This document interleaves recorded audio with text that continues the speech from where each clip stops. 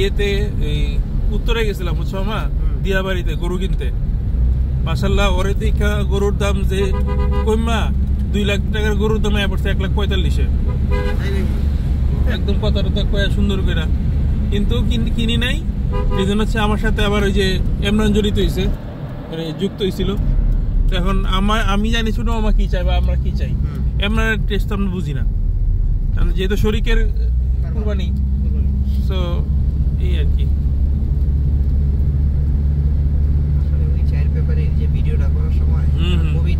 খুব ইভেন 1.5 লাখ টাকার গরু 1,05,000 করে দিয়েছে, যে আপনারা যদি নেন 1,05,000 দিয়ে দিন, লয়ে যান। 1.5 লাখ টাকার গরু এত কমে,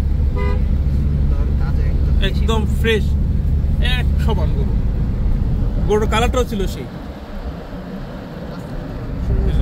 খুবই সুন্দর হয়েছে মাশাআল্লাহ। আমাদের জন্য খুবই উপকার হয়েছে। হ্যাঁ চালাক তো এই জাম, হ্যাঁ আর জ্বালাচ্ছে বাসের না একটা গ্যাঞ্জাম লাগে না।